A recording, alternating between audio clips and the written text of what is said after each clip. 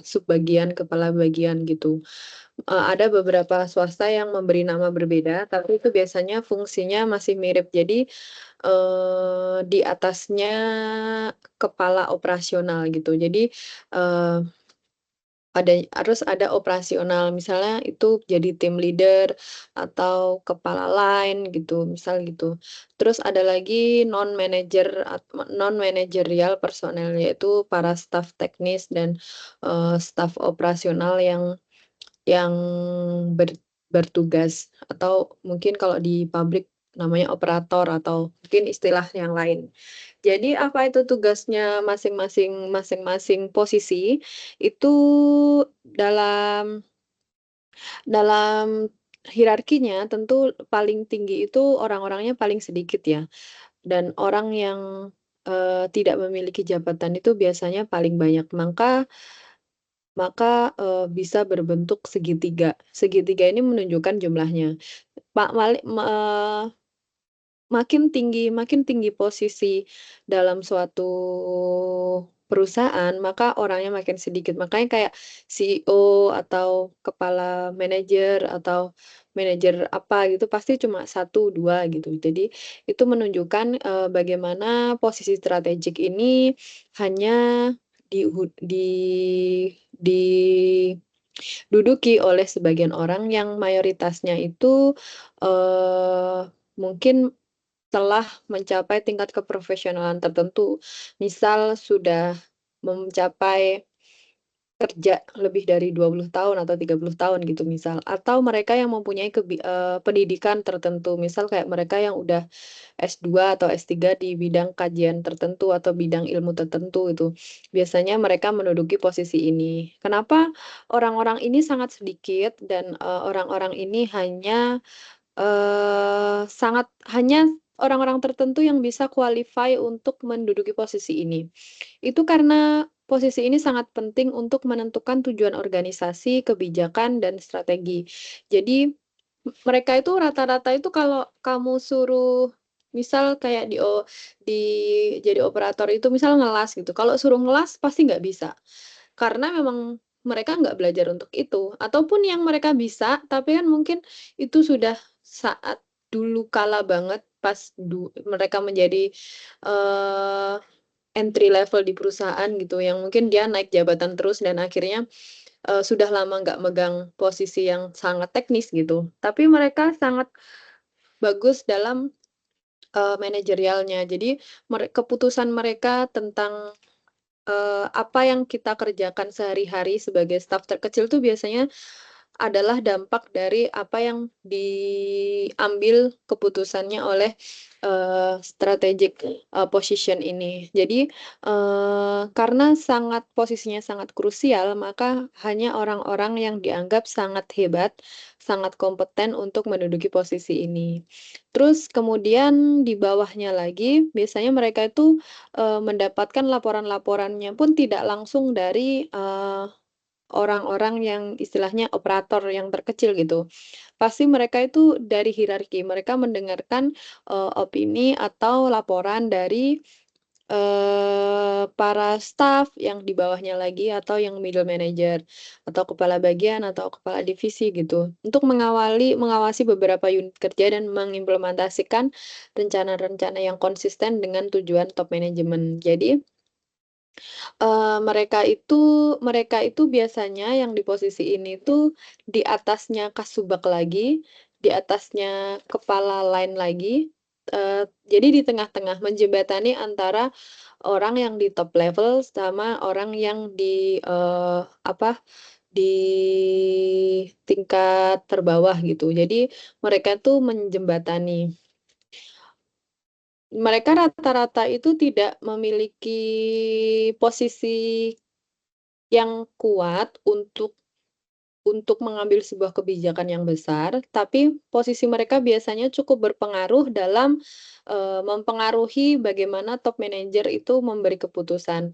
Makanya kayak, para manajer-manajer itu, middle manager itu biasanya, eee, mereka itu mereka itu biasanya menyarankan kebijakan apa yang bagus dan dengan pertimbangan data-datanya seperti ini, itu untuk disampaikan oleh, pimpinan di atasnya gitu.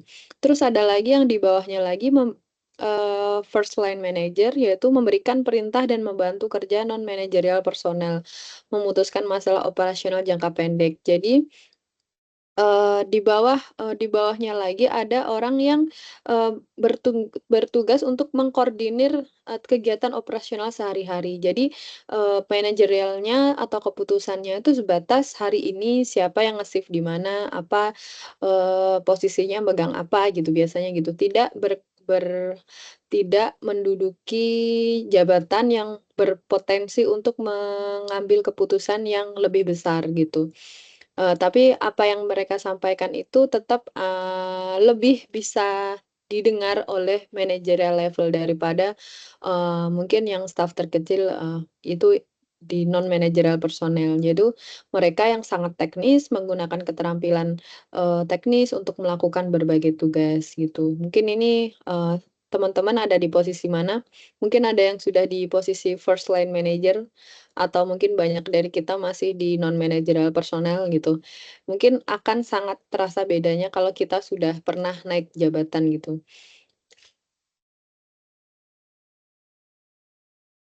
Lalu bagaimana dalam perencanaan strategik itu dilakukan, itu bisa melalui proses-proses berikut, yaitu proses evaluasi lingkungan luar organisasi, yaitu kesempatan pasar, teknologi, tekanan-tekanan politik, sosial, persaingan, inflasi, dan lain sebagainya. Kita sebelumnya sudah menganalisis ya, faktor eksternal apa saja yang bisa mempengaruhi keputusan kita dalam, dalam pengambilan keputusan kebijakan di suatu organisasi. Nah, itu termasuk juga dalam proses evaluasi. Jadi, proses evaluasi ini sangat berpengaruh ya, dengan apa yang terjadi di luar organisasi, seperti kesempatan pasar, teknologi, tekanan-tekanan politik, sosial, persaingan, inflasi, dan sebagainya. Jadi misal kayak yang pertama kesempatan pasar itu seperti tren, terus meskipun sebagai perusahaan itu kita sangat bisa untuk menciptakan tren ya, tapi kita harus memahami juga perilaku konsumsi masyarakat pada saat itu tuh seperti apa. Ya kita menganalisis kesempatan pasarnya pada saat itu. Eee, perilaku konsumen masyarakat tuh sekarang tuh seperti apa. Misal teman-teman sekarang itu lebih suka belanja online gitu, terus kita nggak punya toko online dan kita masih masif di kegiatan offline, mungkin kurang pas juga. Eee, atau kalau misalkan kayak, Labubu yang dibuat dia limited karena orang-orang itu, punya jiwa FOMO. Jadi semakin sedikit produksinya, maka semakin banyak permintaannya. Itu juga bisa, itu strategi itu kita ngambil pasar atau kita sebagai pesaing, misal kita juga memproduksi boneka sejenis yang untuk, sesi gantungan kunci juga. Karena kita ingin memanfaatkan kesempatan pasar itu. Jadi itu nggak apa-apa dalam proses evaluasi lingkungan gitu. Terus, teknologi. Teknologi itu tadi, apa yang sedang sekarang kita lakukan, apa yang kita punya, dan potensi apa yang kita punya dengan teknologi yang kita punya itu, gitu. Apakah, kita masih bisa bermain di sosial media kah? Atau kita bisa di teknologi yang lebih advance, kita mempermainkan opini masyarakat dengan misal kayak nyewa buzzer gitu misal, atau kita punya, uang untuk, membayar AdSense, membayar iklan, atau kita melakukan suatu suatu, eee, rekayasa advertorial gitu.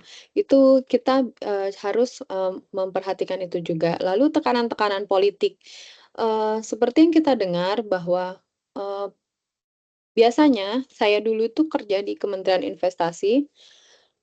Biasanya kalau misalkan menjelang pemilihan presiden, itu tuh, tingkat investasi itu akan rendah, tingkat realisasi investasi. Jadi biasanya, eee, tahun misal 2024 pemilihan presiden, itu tahun 2023 itu biasanya para investor itu berusaha untuk menahan uangnya untuk melakukan kegiatan investasi. Karena Pasti satu, kita harus tahu siapa yang akan terpilih ke depan. Kebijakannya dalam, kebijakannya eee, dalam mendukung usaha kita itu akan seperti apa. Jangan sampai kita salah langkah, misal pas kita sudah jor-joran, investasi misal di bidang yang terbaru, investasi di bidang nikel gitu misal. Terus ternyata presiden yang baru kurang berkenan dalam pengembangan nikel di Indonesia gitu, kan kita jadi investasinya rugi gitu. Jadi, wait and see, proses wait and see di dalam bisnis itu sangat umum, ya makanya kita memperhatikan tekanan-tekanan politik. Apakah pemimpin atau calon, partai penguasa itu nanti misal kayak, di periode yang lalu PDIP, di periode ke depan ada Gerindra, bagaimana sikap mereka dalam usaha kita, itu perlu diperhatikan. Jadi, biasanya kalau teman-teman pasti dengar, di dalam bisnis itu tuh nggak ada lawan, nggak ada kawan, adanya itu kepentingan. Jadi, biasanya kalau kita sebagai pemilih, kita mungkin fanatik ke orang-orang tertentu. Tapi kalau di bisnis, kita itu nggak bisa kayak gitu. Jadi kita harus baik ke semua calon pemimpin. Jadi, biasanya itu mereka itu cenderung tidak mengambil langkah yang terlalu ekstrim gitu. Misal tidak menunjukkan keberpihakannya kepada calon tertentu gitu.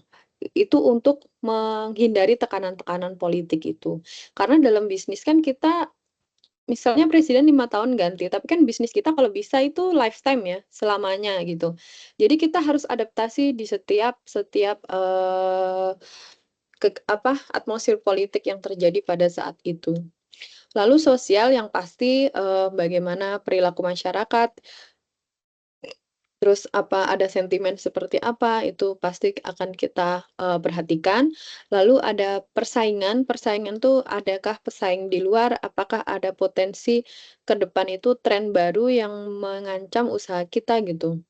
Terus ada inflasi dan sebagainya. Inflasi itu, turunnya nilai mata uang. Jadi aset-aset kita nanti akan dihitung lebih rendahkah gitu. Jadi, nilai mata uang itu suatu pertimbangan juga. Jadi dalam penetapan tujuan itu, apa yang ingin dicapai dalam organisasi itu berdasarkan visi yang dimiliki oleh manajemen. Jadi tujuan yang ditetapkan oleh manajemen tingkat atas di dalam proses perencanaan strategik yang bersifat jangka panjang, itu termasuk dalam visi itu. Jadi posisi strategik itu yang seperti di depan ini tujuannya ini tugasnya itu meskipun terlihat sangat simpel, misal menentukan garis-garis besar goals dari usaha kita, dari perusahaan kita. Visinya apa, misinya seperti apa. Itu biasanya ada long term, short term, eee, middle term, sama long term. Misal short term itu apa yang harus kita lakukan dalam waktu 1 tahun. Kalau menengah itu biasanya, 1 sampai 5 tahun. Terus yang jangka panjang itu biasanya lebih dari 5 sampai lebih dari 10 tahun. Jadi strategi apa yang harus dilakukan itu biasanya dilakukan oleh posisi strategis gitu. Jadi, visi misi itu dituangkan, dalam suatu misal dokumen atau biasanya itu sering disebut-sebut, kayak kita mau expand ke ASEAN gitu misal.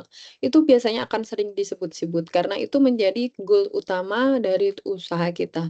Dan tujuan ditetapkan oleh manajemen itu, harus dilaksanakan di bawahnya. Jadi perencanaan strategik yang bersifat jangka panjang itu sangat penting, dalam suatu organisasi atau dalam, suatu, bisnis gitu. Lalu, bagaimana, strategi itu ditentukan, yaitu manajemen tingkat atas menentukan tindakan-tindakan yang harus dilakukan oleh organisasi dengan maksud untuk mencapai tujuannya. Misal kayak itu tadi visi, tujuan utama itu visi, lalu misi itu di-breakdown dalam, langkah per tahun. Misal kayak per tahun ini apa yang harus kita achieve, tahun kedua apa yang harus kita achieve. Itu biasanya berbentuk misi-misi. Lalu, misi itu menunjang, untuk mencapai visi yang utama tadi. Lalu ada lagi pengendalian manajemen atau manajemen kontrol. Adalah sistem untuk meyakinkan bahwa organisasi telah menjalankan strategi yang sudah ditetapkan dengan efektif dan efisien. Biasanya itu kita kalau dalam pengendalian manajemen atau manajemen kontrol itu namanya ada monitoring. Monitoring itu biasanya dilakukan per bulan. Apakah, suatu usaha kita, suatu kegiatan kita itu sudah sesuai dengan SOP? Biasanya kalau kita kerja di perusahaan itu, kita misalnya harus nyentrang-nyentrang, eee, s SOP-nya. Misal kayak pagi nyapu, siang, matikan lampu di jam 12 sampai jam 1 karena kita break, terus setelah itu kita kerja. Itu biasanya kita, harus mendokumentasikan atau nyontreng. Itu tujuannya apa?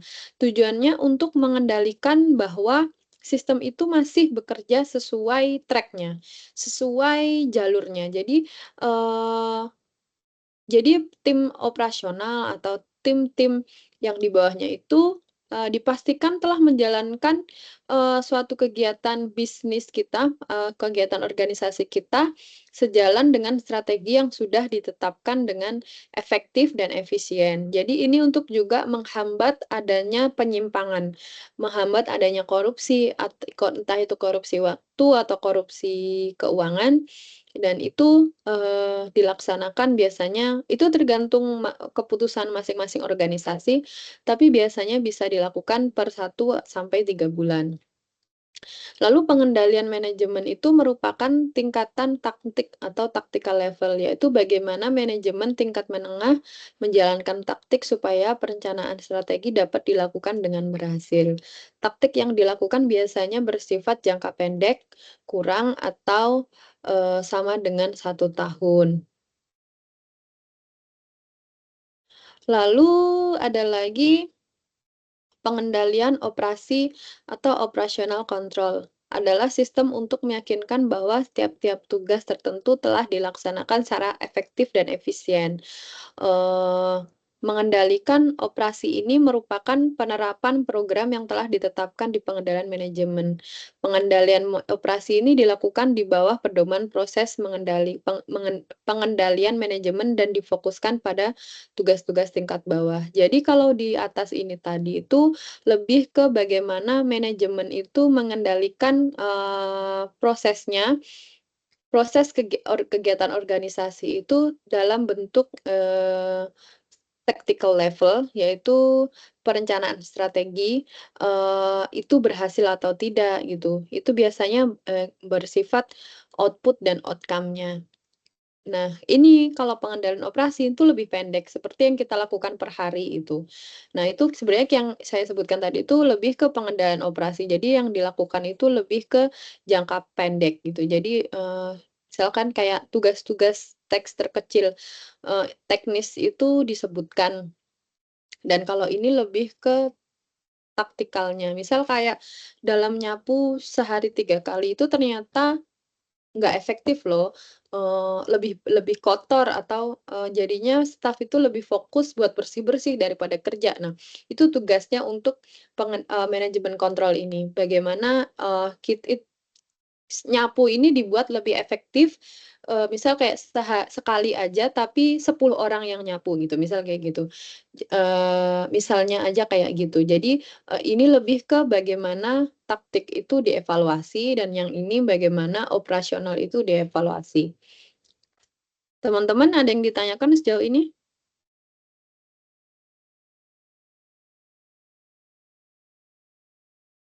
Lanjut, Bu. Ada yang ditanyakan, paham? Apa yang dimaksud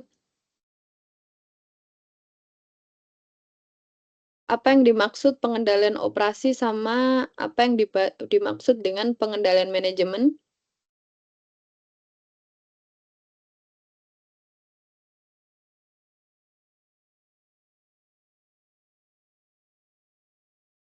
Pengendalian manajemen adalah sistem untuk meyakinkan bahwa organisasi telah menjalankan strategi yang sudah ditetapkan dengan efektif dan efisien. Kalau pengendalian operasi,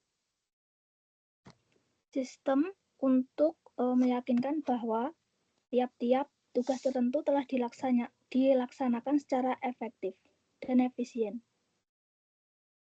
tahu bedanya ya? Bedanya apa, Mbak? Tahu nggak?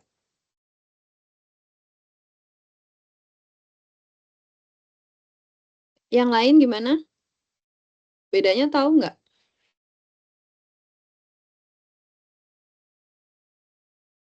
Kalau yang pengendalian manajemen itu tugasnya udah ditetapkan, Bu. Terus kalau yang operasional? Kalau yang operasional tugasnya itu tugas tertentu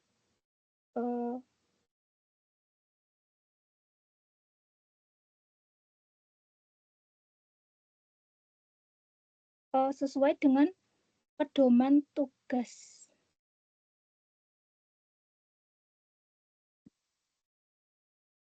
Jadi Yang yang sudah fokus ditetapkan itu tuh lebih ke operasional ya. Kalau yang taktikal itu lebih ke bagaimana mereka itu merancang secara taktiknya. Jadi manajemen tingkat menengah itu menjalankan taktik supaya perencanaan strategi itu dapat dilakukan dengan berhasil.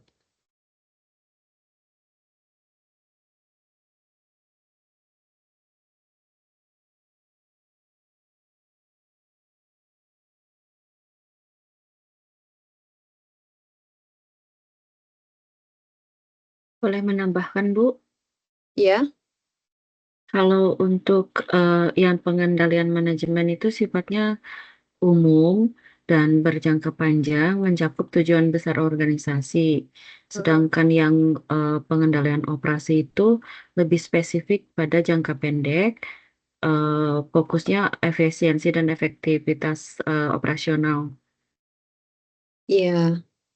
Tapi lebih ke teks harian gitu ya. Misal kayak Sehari-hari ya. ya kayak kalau di pabrik atau di apa itu pasti ada ya kayak kita sudah melakukan kegiatan itu kita pastikan sudah sesuai SOP gitu. Itu yang apa yang kita lakukan eh, itu dinamakan pengendalian operasi.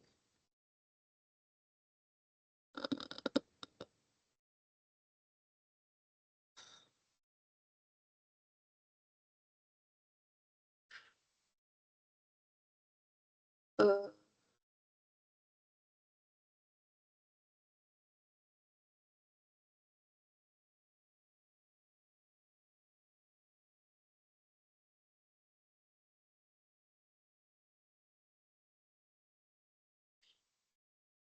Teman-teman ngelihat ini nggak? Ngelihat share screen saya nggak sekarang? Nggak ada. Nggak ada, Mbak Din. Belum. Ada, Bu.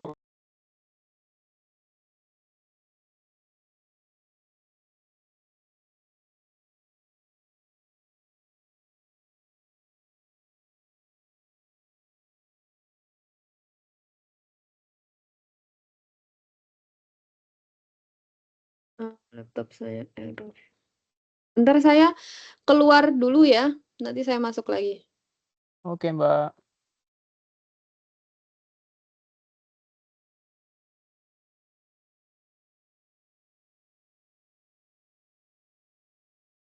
Mantap, guys.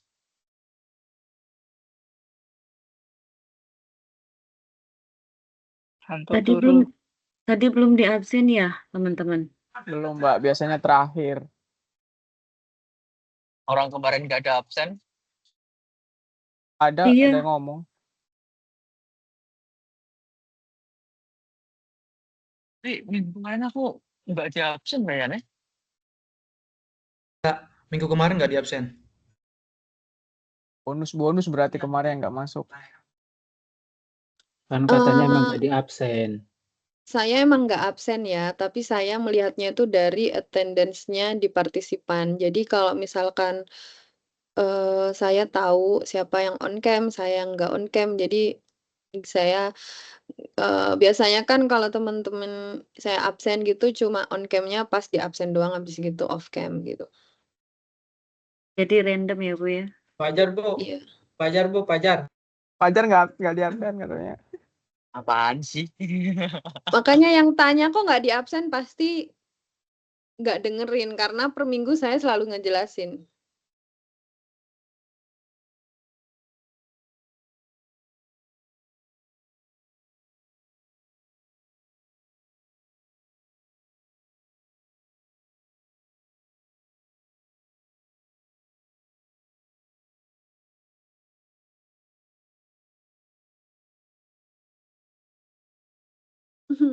Laptop saya error, ini gimana ya?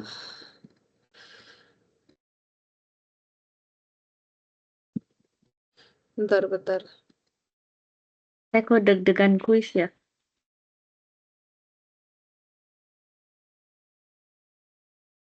Sabar guys, sabar. Masih pagi ini. Cuma 10 kok.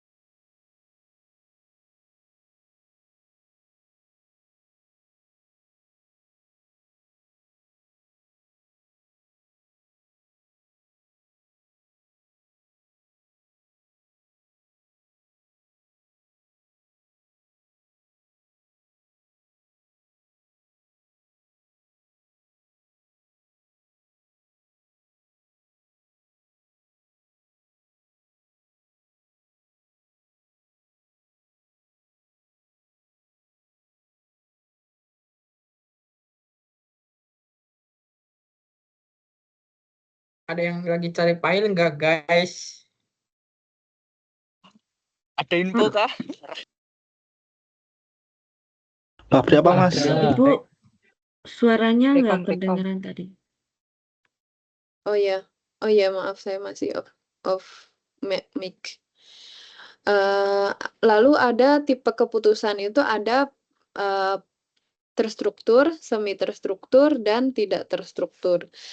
Terstruktur itu misal sesuatu keputusan manajemen yang sudah dirancang gitu. Misal kayak dalam 6 bulan sekali kita mengadakan rapat, dan dalam rapat itu kita menentukan adanya evaluasi segala macam gitu.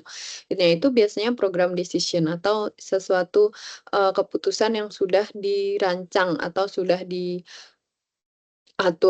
Lalu ada semi program decision atau semi terstruktur, misal kayak itu masih dalam timeline dan masih dalam rangka pengambilan keputusan kita dalam organisasi, tapi masih adanya manuver. Misal manuver itu adanya suatu perubahan dalam jadwal atau perubahan dalam suatu keputusan itu berdasarkan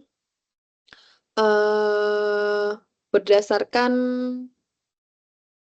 keadaan gitu. Lalu ada lagi yang tidak struktur. Tidak terstruktur itu yang tiba-tiba, itu biasanya diambil karena ada suatu ancaman global atau suatu ancaman yang cukup serius yang mengancam keberlangsungan organisasi kita. Jadi adanya perlunya suatu tindakan keputusan yang cepat gitu. Keputusan tidak struktur kalau secara harafiah itu keputusan yang tidak terjadi berulang-ulang dan tidak selalu terjadi.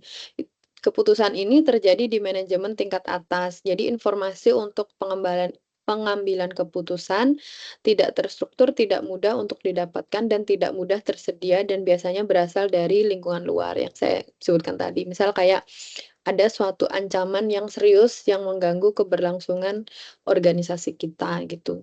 Lalu ada lagi keputusan setengah terstruktur, yaitu keputusan yang sebagian dapat diprogram, sebagian berulang-ulang dan rutin, dan sebagian tidak terstruktur. Jadi keputusan ini tuh sering bersifat rumit dan membutuhkan perhitungan secara analisis yang terperinci. Lalu ada lagi keputusan terstruktur, adalah keputusan yang berulang-ulang dan rutin sehingga dapat diprogram.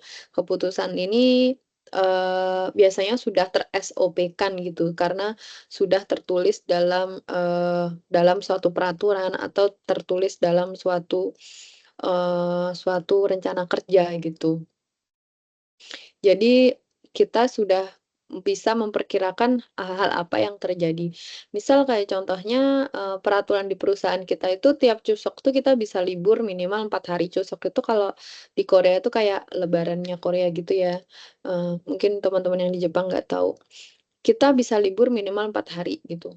Tapi, itu keputusan terstruktur. Jadi kita bisa mengestimasikan dan kita bisa memprediksikan dalam pelaksanaannya. Misal kayak dalam 4 hari itu aku beli tiket lah ke Jepang gitu, karena lagi libur lama, sayang kalau nggak kemana-mana gitu, misal kayak gitu. Nah, tapi karena ada misal kayak karena adanya mesin kita meledak gitu, akhirnya kita hanya bisa memakai 2 mesin. Jadi mau nggak mau, orang yang in charge di mesin tersebut harus lembur gitu misal. Nah, itu keputusan yang setengah terstruktur, atau bisa juga itu keputusan yang tidak struktur. Jadi secara definisi itu kalau yang setengah terstruktur itu lebih rumit. Jadi itu masih melalui perhitungan, tapi dilakukan karena ada force majeure tersebut gitu. Lalu ada peran manajemen. Peran manajemen itu ada peran interpersonal, yaitu peran hubungan personal terdiri dari figur kepala, pemimpin, dan sebagai penghubung. Lalu adanya peran informasi, peran dari manajer sebagai pusat saraf organisasi untuk menerima informasi yang paling mutakhir dan sebagai penyebar informasi ke seluruh personal di organisasi. Jadi, kalau yang seperti kita lihat di struktur yang pas segitiga tadi, itu peran informasi itu biasanya, dipegang oleh middle manager. Jadi, dia itu penjembatan antara orang atas sama orang bawah. Jadi, dia itu sangat, dibutuhkan kebijaksanaannya. Bagaimana, isu di tingkat bawah itu tidak, yang tidak baik itu misal agar tidak terdengar ke pusat gitu. Nah, tapi, bagaimana keputusan pusat itu juga bisa tersampaikan, dengan baik ke bawah, misal tanpa menyakiti atau, tanpa membebani gitu misal. Contohnya kalau di pemerintahan gitu, kalau pesan interpersonal itu biasanya tuh kayak figur kepala pemimpin gitu atau presidennya. Kalau peran informasi itu biasanya di menterinya. Jadi terus peran keputusan itu orang yang menangani, jadi orang yang lebih menangani secara teknis-teknis di bawahnya lagi, gitu.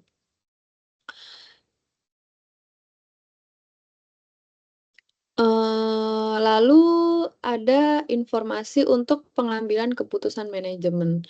Itu ada beberapa tipe informasi, yang pertama adalah informasi pengumpulan data, yaitu informasi yang berupa akumulasi atau pengumpulan data untuk jawab pertanyaan. Ada juga informasi pengarah perhatian, yaitu informasi untuk membantu manajemen memusatkan perhatian pada masalah-masalah yang menyimpang untuk menjawab pertanyaan.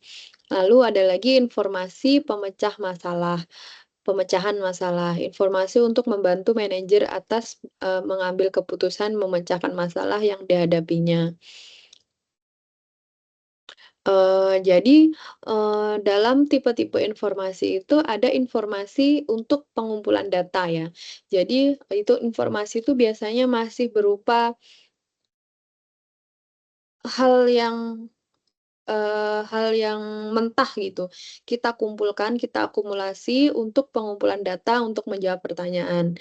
Lalu ada informasi untuk pengarahan perhatian, yaitu untuk membantu manajemen memusatkan perhatian. Jadi kalau misal kita punya masalah apa, jadi kita lebih fokus ke bagaimana menangani isu itu. Jadi ada informasi untuk pengarahan perhatian. Lalu ada informasi untuk pemecahan masalah. Itu yaitu untuk mencapai tujuan dan kalau kita ada masalah, bagaimana itu bisa diselesaikan berdasarkan informasi-informasi yang kita dapat tadi. Pertimbangan menyeluruh,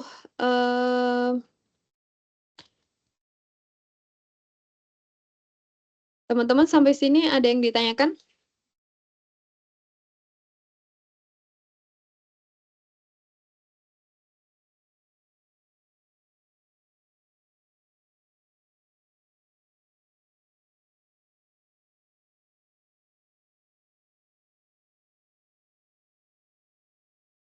Lalu ada pertimbangan dalam penyusunan laporan keuangan. Kalau ini secara syariah ya, itu biasanya penyajian secara wajar, kebijakan akuntansi, kelangsungan usaha, dasar akrual, dan konsistensi penyajian. Ada juga materialitas dan agregasi, dan saling hapus atau offsetting, dan informasi komparasi. Struktur dan isi laporan keuangan syariah itu biasanya identifikasi laporan keuangan, periode pelaporan, dan aplikasi penyajian laporan keuangan syariah. Begitu. Ada yang ditanyakan, teman-teman? Boleh minta dijelaskan kembali yang slide terakhir, Bu? Sekarang, bentar. Sekarang lihat share screen saya nggak? Sudah dimatikan. Tidak. Lihat, Bu. Nah, misal dalam pengambilan keputusan, misal di perusahaan syariah itu kan beda dengan yang umum gitu.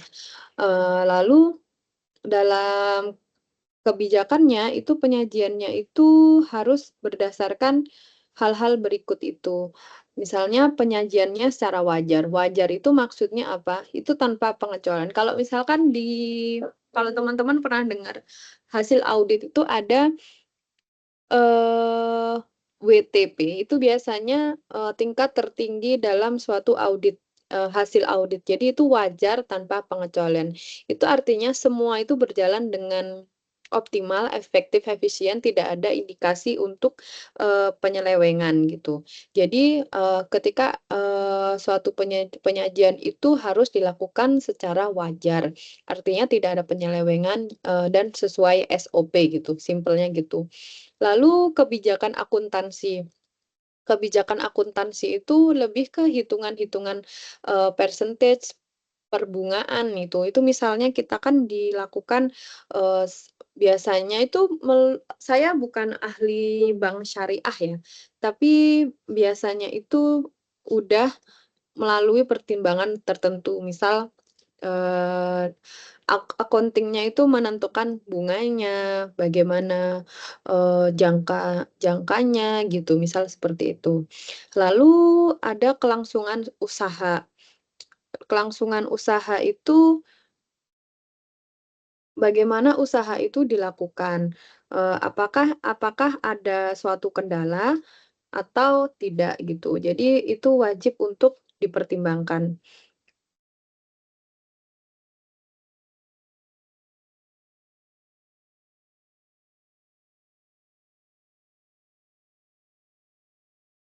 Lalu dasar akrual, yaitu bagaimana kebijakan itu di suatu usaha itu dilakukan dengan accountable gitu, melalui dasar-dasar akrual. Sebenarnya ini tuh ditranslatekan dari bahasa Inggris ke bahasa Indonesia, jadi kata-katanya agak membingungkan.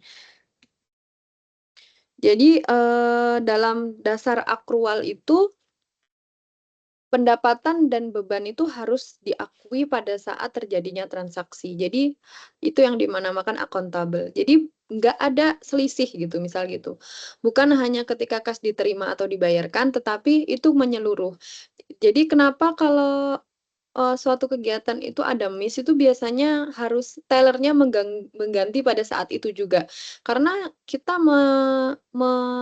memenuhi prinsip akrual ini, yaitu pendapatan dan beban harus diakui pada saat terjadinya transaksi, bukan hanya ketika kas diterima atau dibayarkan. Dan ini memberikan gambaran yang lebih akurat mengenai kinerja keuangan gitu. Jadi kalau misalkan ada miss-nya kita tunda-tunda, misal kita selesaikan tiap akhir bulan, kita nggak tahu siapa yang melakukan. Lalu akad pada saat itu bagaimana? Siapa tahu emang pada saat itu ada staf tertentu yang secara salah memberikan diskon gitu. Nah, itu harus ditahu bagaimana itu diketahui ya harus diselesaikan pada saat itu juga gitu. Lalu adanya konsistensi penyajian. Itu yaitu laporan keuangan itu harus disajikan secara konsistensi dari satu periode ke periode berikutnya gitu. Jadi, biar standarnya jelas, tidak ada biar kalau ada selisih itu tahu, jadi standarnya itu harus sama, konsisten dari waktu ke waktu.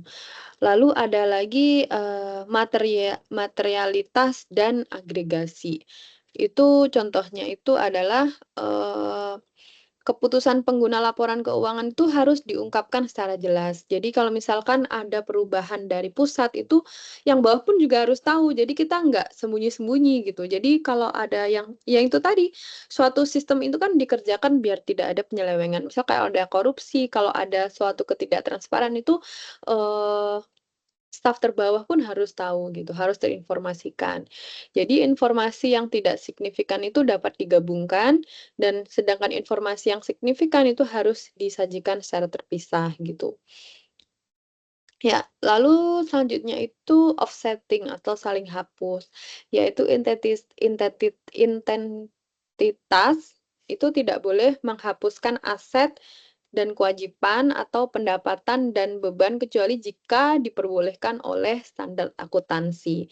Jadi, nggak boleh tuh akuntan itu, menghapuskan aset atau menyembunyikan hal-hal yang harusnya itu ditunjukkan. Misal kalau kita jadi pejabat itu harus untungnya berapa, misal kayak kalau dari pejabat itu kayak laporan harta kekayaan gitu, itu, harus disampaikan. Misal kayak kita punya hutang berapa, misal kita punya mobil itu, mobilnya tahun berapa, itu harus disampaikan semua. Nah, dan kalau misalkan dalam usaha itu misal kayak kita untung berapa, misal ada diskon berapa, terus kita itu tuh harus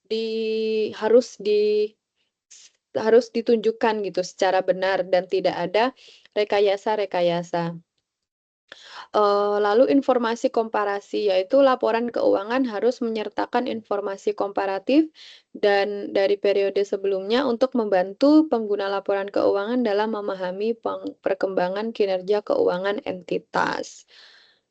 Dan semua pertimbangan ini penting ya untuk memastikan laporan keuangan itu, bisa disusun dengan suatu prinsip syariah, yaitu terbuka, transparan, akuntabel, dan tidak ditutup-tutupi dan bebas dari, pemangku kepentingan gitu.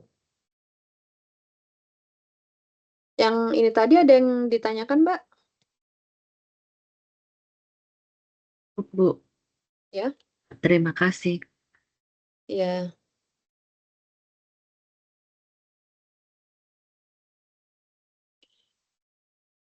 Nah, itu kalau dalam struktur dan isi laporan keuangan syariah itu ada identifikasi laporan keuangan dan ada periode pelaporan. Kalau identifikasi laporan keuangan itu lebih ke setiap laporan keuangan syariah itu harus memiliki identitas yang jelas. Jadi, seperti nama, cakupannya, laporannya, tanggal penyusunannya, itu mata uang yang digunakan, itu tuh harus jelas. Dan ini penting bahwa laporan tersebut dapat diidentifikasi, secara tepat oleh penggunanya gitu. Lalu ada periode pelaporan. Laporan keuangan syariah itu harus mencakup periode pelaporan yang sesuai dengan dan dinyatakan dengan jelas gitu. Misal kayak periode per tahun entah itu per tahun atau per bulan gitu misal atau per hari gitu, itu harus jelas periodenya. Jadi seperti itu. Ada yang ditanyakan lagi?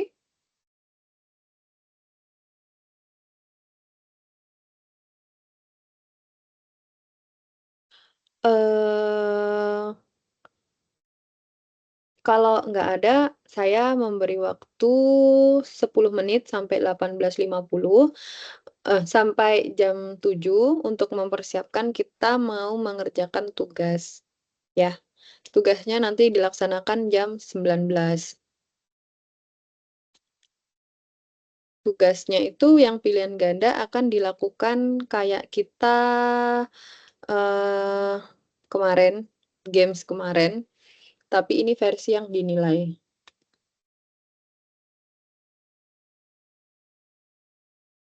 Kuisnya ada di waktu nggak, Bu? Di waktu sampai jam ini, Mbak, Nah, sampai 1 jam. per per soalnya misalnya berapa detik gitu? Enggak, yang penting selesai pada waktu yang ditentukan gitu. Oke? Oke. Sampai bertemu jam 7 ya. Oke.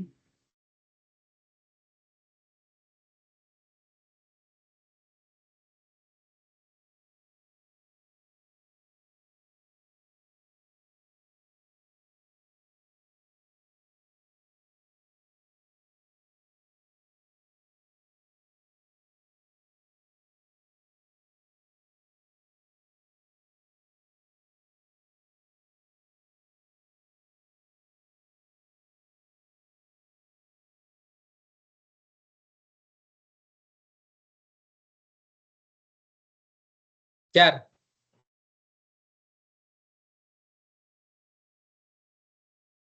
Apa-apa? Jar info file, Jar.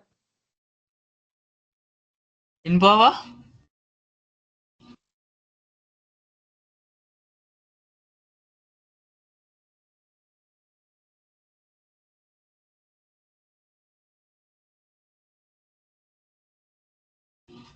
Guys, info contekan, guys. Ada di modul, Mas.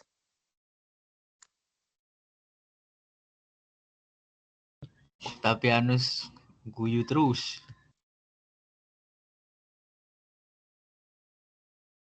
Jar, ini lagi ngapain, Jar? Tadi aku keluar sendiri, Jar.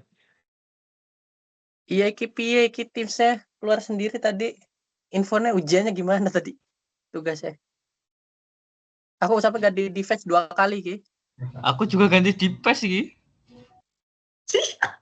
Belajar dulu, lain pada Mas. off Nanti cam semua. jam 7 masuk lagi kayak kuis kemarin. 10 Oke, soal. oke. Buat belajar ya, jangan buat bercanda ya.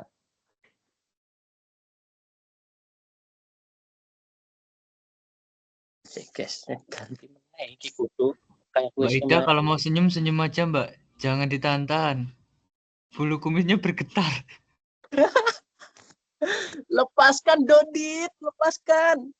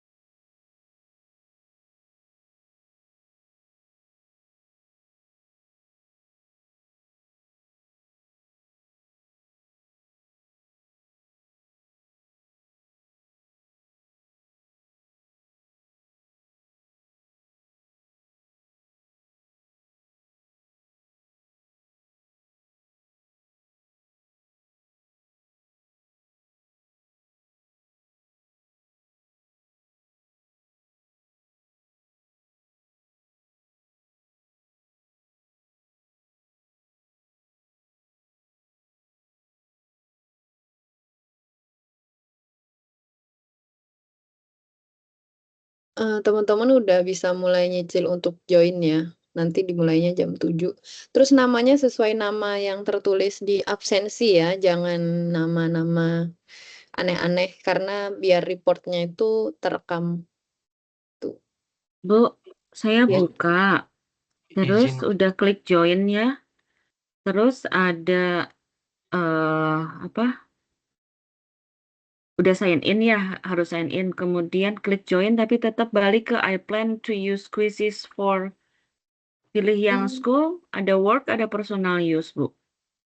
Coba yang personal use terus join yang sebagai guest itu, sebagai tamu.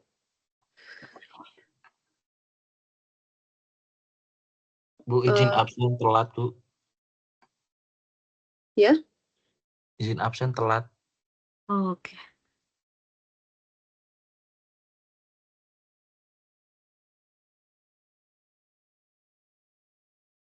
Oke. Kemudian kode ya.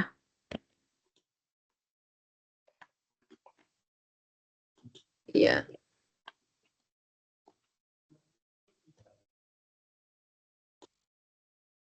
Belum start ya, Bu ya. Belum jam 7, Mbak. Jadi pas kalau udah dimulai langsung klik start, langsung ke quiz gitu ya. Iya.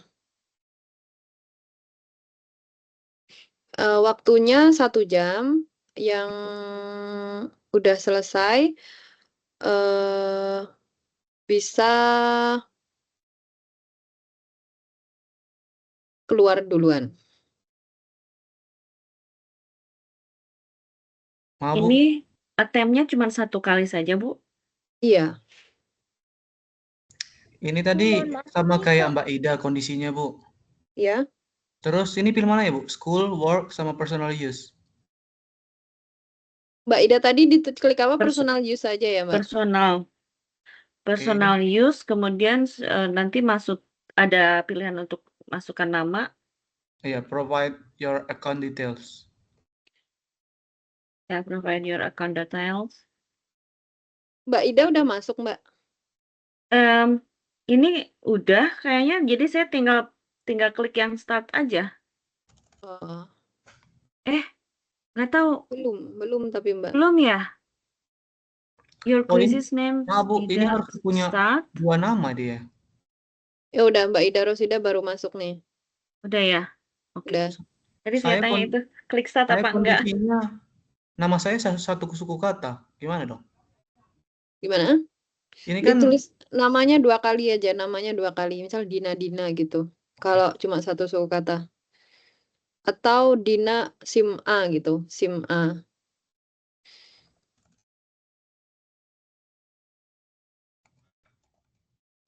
Oke. Teman-teman udah join semua? Bu, belum, Bu. Nama saya terbalik, Bu. Jadi Fajar Ahmad.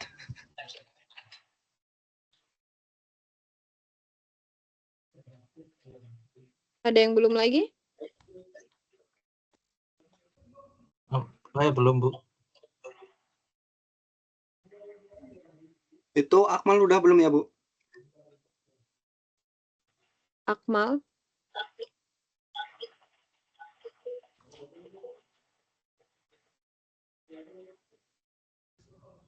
Akmal Al-Kutoti? Iya, Bu. Udah. Ini total 24, udah semua? belum, Bu. Ini kok saya nggak ada ya? Octavianus 1710 udah. Oh, udah ya, Bu. Soalnya nggak ada di papan ini. Oke. Saya nggak ada, Bu, itu, Bu. Siapa?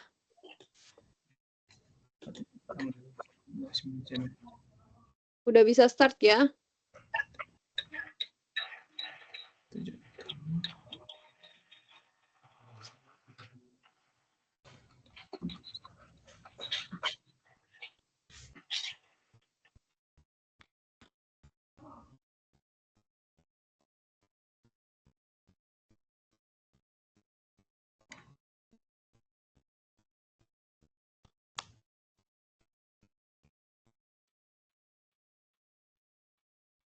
Waktunya 1 jam, yang udah selesai boleh keluar duluan. Terus nanti, tugasnya nanti kalau udah tugas yang esai kalau udah saya upload ke si layar, saya infokan lewat WhatsApp. Terus, karena waktunya 1 jam dan soalnya cuma 10 menit, soalnya cuma 10, teman-teman diharapkan waktunya digunakan sebaik mungkin untuk mengerjakan dan kalau misalkan ngerjainnya nggak boleh diskusi ya, kalau diskusi, toleh-toleh atau apa nanti saya kurangi nilainya.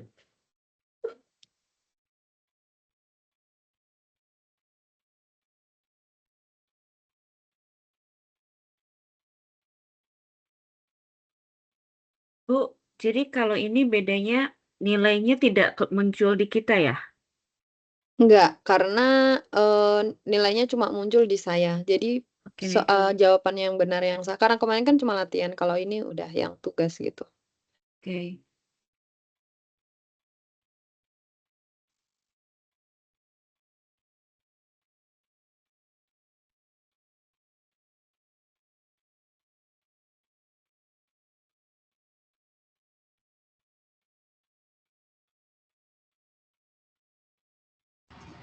Bu, izin ambil charger.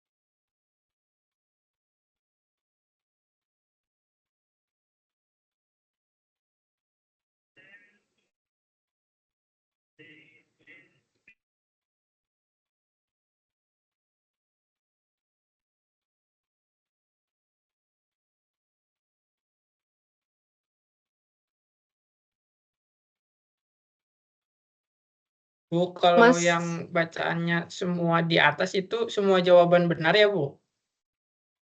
apa? Kalau Mas Asari itu gimana ya, Mas Asari? Oh ya, soalnya aku lihat belum ngerjain sama sekali. Gimana Mas, pertanyaan tadi apa?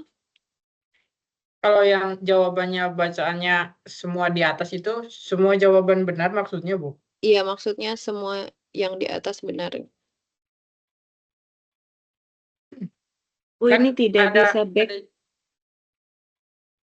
Ya, maaf, tidak bisa mundur ya, Bu?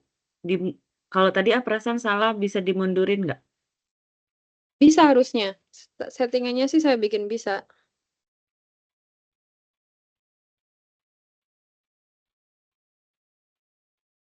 Tidak ada saya, Bu.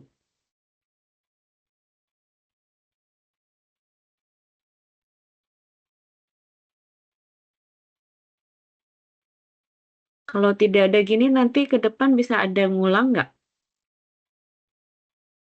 Eh, Tidak ada back aja. Yang ada hanya skip di tampilan di saya, Bu. iya, bisanya skip dulu, skip.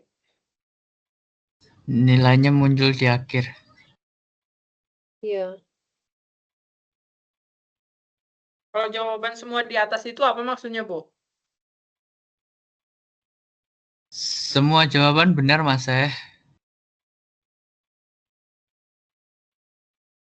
Semua jawaban di atas itu biasanya itu ada kan pada pilihan A apa, B apa, C apa. Nah, D semua jawaban benar gitu. Semua jawaban di atas itu maksudnya semua gitu. Tapi itu di tengah-tengah semua di atasnya, Bu. Ya, maksudnya dipahami sendiri aja, Mas. Gitu kan nggak harus di atas gitu. Itu kan diacak emang ABCD-nya. Kayak nggak sama. Misal kayak Mas satu ke Mas yang lain itu nggak sama ABCD-nya. Anggap Mungkin aja semua benar gitu loh, Mas.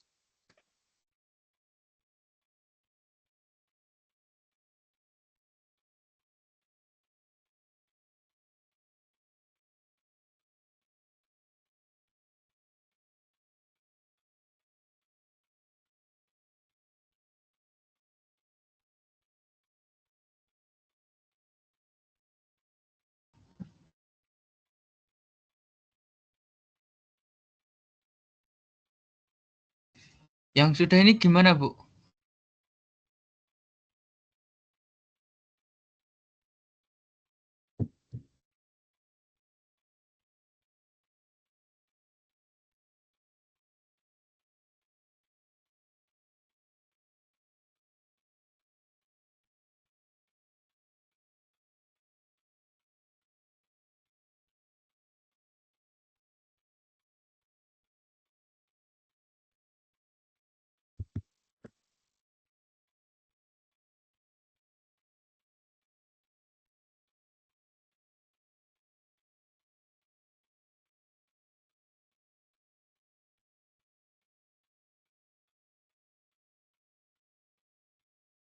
Kalau sudah selesai gimana, Bu?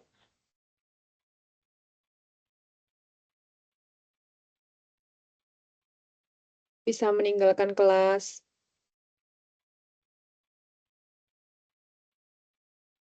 Serius, Bu?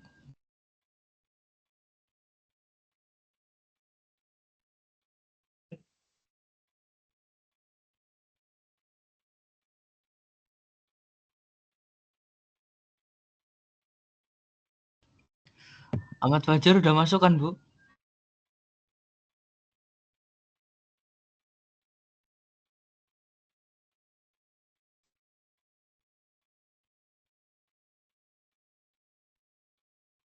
Hmm, Namanya kebalik, Bu. Fajar Ahmad.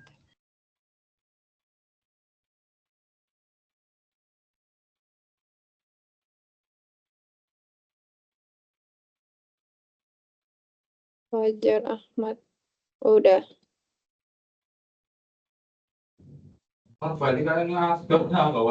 Dari Setiawan sudah belum ya, Bu? Kalau sebenarnya kalau teman-teman udah merasa sudah, ya sudah sih harusnya.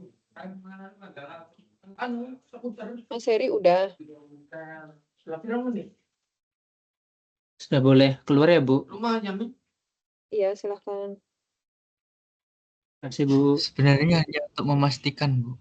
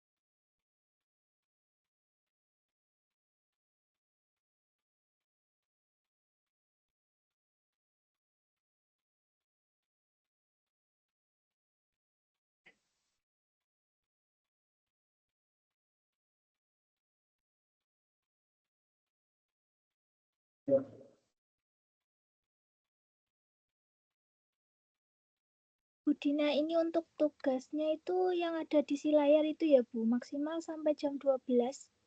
Iya, 12 malam ini tuh, Bu. iya. Oke, kalau gitu saya izin keluar dulu ya, Bu ya. Terima kasih. Iya, silakan. Saya juga Bu, terima kasih Bu. Silakan.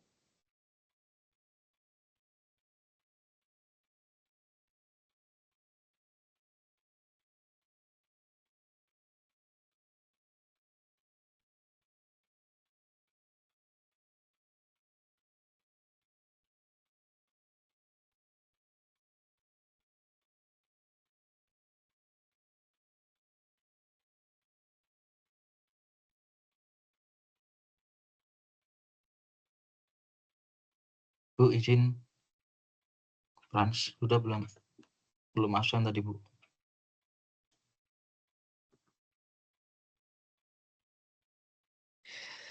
Saya nggak Izin ngulangi keluar, lagi Bu. ya masalah absen ya. Oke, oke.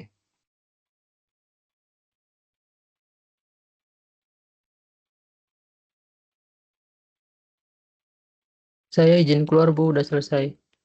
Silakan.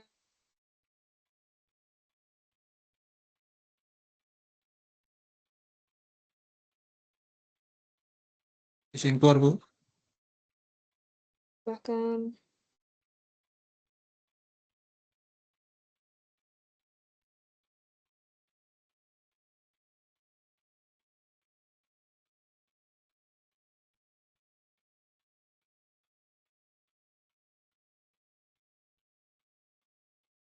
Izin keluar, Bu, sudah selesai.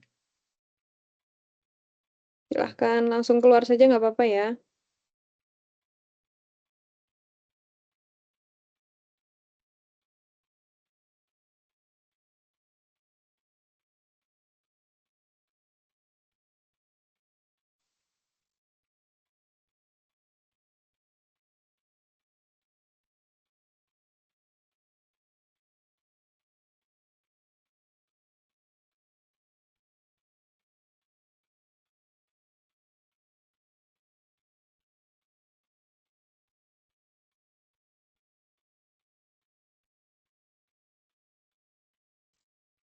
Bu, saya sudah ya. Ida Mbak. Rosida, Bu. Udah. Yang tadi tidak bisa mundur ya, Bu? Berarti Nggak ya benar bisa, tidak Bu. bisa mundur ya, Bu ya? Hanya sekali saja.